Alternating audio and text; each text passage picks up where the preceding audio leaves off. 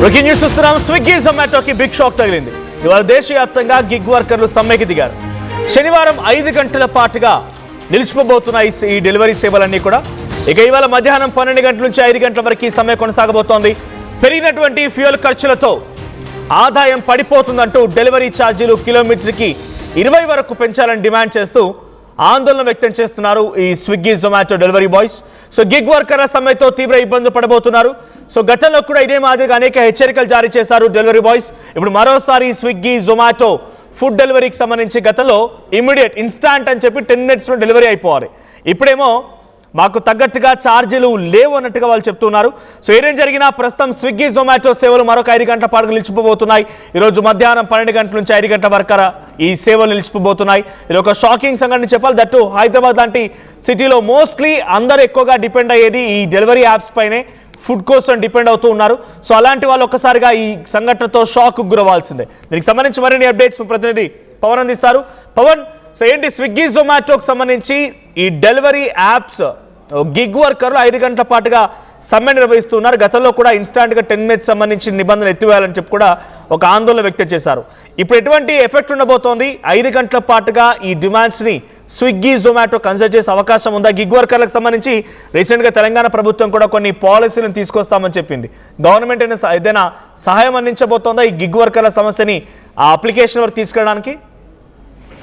Yes Manoj, ఈ రోజు హైదరాబాద్ వ్యాప్తంగా కూడా స్విగ్గీ జొమాటోకి ఒక బిగ్ షాక్ అనే చెప్పుకోవాలి. ఇవాళ దేశవ్యాప్తంగా బిగ్ వర్కర్లు ఒక సమ్మకైతే పిలుపునివ్వడం జరిగింది. కానీ పాక్షికంగా చూసుకుంటే హైదరాబాద్ లో సిటీ శివార్లో ఇటు ఎల్బీ నగర్, వనస్థలిపురంతో పాటు ఇటు బిహెచ్ఎల్ లింగంపల్లి, ఇటు షాద్ నగర్, ఇటు ఇలాంటి ప్రాంతాల్లో కొన్ని ప్రాంతాల్లో మటుకు సిటీ శివార్లో మటుకు ఇంకా స్విగ్గీ జొమాటో వర్కర్స్ ఇంకా వర్క్ చేసుకుంటూనే ఉన్నారు. కానీ మీరు ప్రధానంగా చెప్తున్న ఏదైతే గతంలో మాకు వేతనాలు కావచ్చు, మాకు పని ఒత్తిళ్లు కావచ్చు, పని మీద మాకు ఇచ్చే మర్యాద, ఇవన్నిటి మీద కూడా సెంట్రల్ తో మేము పోరాడుతామంటూ కూడా గతంలో 100 సార్లు సమ్మె చేయడం జరిగింది. ఇప్పుడు ఏకంగా పెట్రోల్ ప్రైజెస్ పెరిగిపోవడం జరిగింది. 3 నుంచి 4 రూపాయల వరకు పెట్రోల్ పెంపు తర్వాత ఇటు మాకు గిట్టుబాటు కావడం లేదు. మాకు కిలోమీటర్కి 20 రూపాయల వరకు చెల్లించాలంటూ కూడా గిగ్ వర్కర్లందరూ కూడా ఒక డిమాండ్ అయితే చేస్తా ఉన్నారు. మరి ఇప్పుడు ఈ చేస్తున్న డిమాండ్ ఏదైతే ఉందో, ఆల్రెడీ మనం ఒక స్విగ్గీ కావచ్చు, జొమాటో కావచ్చు, ఇలా వాటిలో ఒక 40 రూపాయల ఒక ఇడ్లీ ఆర్డర్ పెడితేనే సుమారుగా అది డెలివరీ ఛార్జీతో కలుపుకొని 100-150 రూపాయలు పడతా ఉంది. అంటే ఒక 40 రూపాయల ఫుడ్ ఆర్డర్ పెట్టినా కూడా సుమారుగా 150-200, ఒకవేళ 50-60 రూపాయలు పెడితే 250 రూపాయల వరకు మనకు డెలివరీ ఛార్జెస్ తో పడతా ఉంది. ఇప్పుడు వీళ్ళు ఏకంగా డెలివరీ ఛార్జెస్ మీద ఒక కిలోమీటర్కి 20 రూపాయలు పెంచాలన్న నేపథ్యంలో దీన్ని కనుక అమలు కనుక చేస్తే సుమారుగా మనం ఒక ప్లేట్ ఇడ్లీ తినాలన్నా కూడా ఒక 250 రూపాయలు చెల్లించాల్సిన పరిస్థితి వస్తుంది. గత ఫ్యూచర్ లో చూసుకుంటే అదే సిచ్యువేషన్ వస్తుందంటూ కూడా ఆర్థిక నిపుణులు కూడా చెప్తా ఉన్నారు. ఇటు పెట్రోల్ పెంపు 4-5 రూపాయలు పెంపు తర్వాత ఇటు మాకు గిట్టుబాటు కావట్లేదు అంటా ఉన్నారు. కానీ ఇటు ఏదైతే స్విగ్గీ జొమాటో ప్లాట్ఫామ్ ఫీజులు ఏవైతే ఉన్నాయో, సుమారుగా ప్రొడక్ట్ ఎంతైతే ప్రైస్ ఉంటుందో దాని పర్సంటేజ్ సుమారుగా అదే పర్సంటేజ్ గా సుమారు 50 రూపాయల ప్రొడక్ట్ మీద 40 రూపాయల వరకు కూడా వారు ఛార్జెస్ వేస్తా ఉన్నారు. ఆపై డెలివరీ ఛార్జెస్ అన్ని కూడా వేస్తా ఉన్నారు. సో 2 పార్ట్ పడతా ఉన్నాయి. ఇటు కంపెనీ ఛార్జ్, డెలివరీ ఛార్జెస్, ఆ తర్వాత GST ఛార్జెస్, ఇవన్నీ కలుపుకొని ఇటు 40 రూపాయల ఫుడ్ ఆర్డర్ పెడితే ఏకంగా మనకు 150-200 వరకు పడతా ఉంది. ఇప్పుడు అదనంగా కనుక ఈ రేట్లు కనుక తీవ్రంగా ఇటు వినియోగదారులపై పడతా ఉంది. ఎందుకంటే సుమారుగా ఇలాగే ప్రైజెస్ పెంచుకుంటూ పోతే ఎవరు కూడా ఆన్లైన్ లోకి పోయి ఆర్డర్ పెట్టుకోరు. కాస్త కష్టం కాదని వెళ్ళి తెచ్చుకునే పరిస్థితి కనుక వస్తుంది. అంటే పూర్తిగా ఈ స్విగ్గీ జొమాటో జాబ్స్ అన్ని కూడా పోయే అవకాశం ఉంటే తెలుస్తుంది. ఇటు మహారాష్ట్రలో ఇప్పటికే ఇటు స్విగ్గీ జొమాటో ర్యాపిడో డ్రైవర్స్ ఏవైతే గిగ్ వర్కర్స్ చేసుకుంటా ఉంటారో తమ సొంత బండ్ల మీద మీరు నడపొద్దు, ఏవైతే ఉంటాయో మీ సొంత వాహనాల మీద ఇలాంటి పనులు చేయకూడదు, వాటిని ట్యాక్సీ ప్లేట్ గా మార్చుకోవాలి, కమర్షియల్ వెహికల్స్ కింద మార్చి వాటిని ఎల్లో ప్లేట్స్ గా మార్చుకొని అప్పుడు మీరు డ్రైవ్ చేయాలి. మీ సొంత వెహికల్స్ మీద ఇలాంటి స్విగ్గీ డెలివరీలు కావచ్చు, ర్యాపిడో, ఊబర్ డ్రైవర్స్ ఇలాంటివి చేయకూడదు అంటూ అక్కడ బ్యాన్ అయితే విధించడం జరిగింది. ఈ యొక్క బ్యాన్ తో ఏకకాలంగా కొన్ని లక్షల మంది ఎవరైతే దాన్ని నమ్ముకొని పనిచేసుకుంటా ఉన్నారో వారందరూ కూడా ఉద్యోగాలు కోల్పోవాల్సి వచ్చింది. ఇప్పుడు ఈ సమయంలో ఇలాంటి క్రైసిస్ ఉన్న సమయంలో వీరు ఇలాంటి సమ్మెలు కనుక చేసి కేంద్రం మీద ఒత్తిడి పెంచితే ఇలాంటి ఒక నియమం కర్ణాటకలో ఏదైతే వచ్చిందో అలాంటిదే నియమం ఇక్కడ హైదరాబాద్ లో కనుక పెడితే కొన్ని 100 మంది ఇలాంటి ఉద్యోగాలు పోగొట్టుకునే అవకాశం ఉన్న నేపథ్యంలో వీరు తక్షణమే మీరు మీ విధిలోకి వెళ్ళాలి, యథావిధిగా కొనసాగించాలి. కొన్నాళ్ళు యుద్ధం ప్రభావం, పెట్రోల్ రేట్లు ఇవన్నీ తగ్గేంత వరకు కూడా అందరూ కూడా శాంతంగా ఉండాలంటూ కూడా కేంద్రం హెచ్చరిస్తా ఉంది.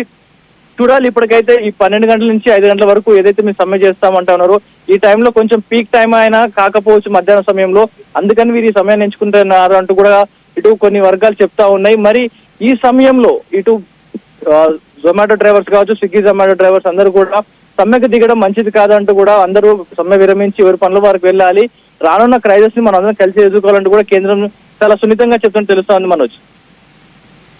పవన్, సో మొత్తంగా ఈరోజు 5 గంటల పాటుగా స్విగ్గీ జొమాటో సేవలు నిలిచిపోబోతున్నాయి. సో వారికి కిలోమీటర్కి 20 రూపీస్ వరకు ఛార్జ్ చేయాలని చెప్పి వారంతా ఆందోళన బాట పడుతున్నారు గిగ్ వర్కర్లు.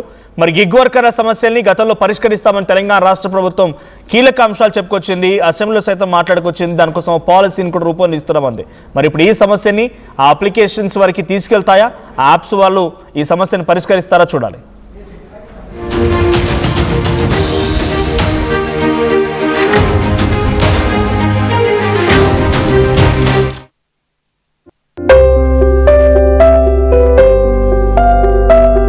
చిన్న చిన్న ఆనందాలు 35 ఏళ్లుగా నా జీవితంలో లేవు.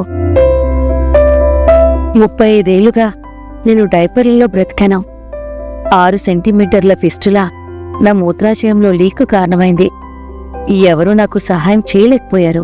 ఏఐఎన్యూలో వైద్యులను కలిసే వరకు అక్కడ వారు రోబోటిక్ శస్త్రచికిత్సతో నాకు పరిష్కారం ఇచ్చారు. వారు నా ఆత్మవిశ్వాసాన్ని కూడా తిరిగిచ్చారు. Precision care makes it possible. The Center for Robotic Surgery at AINU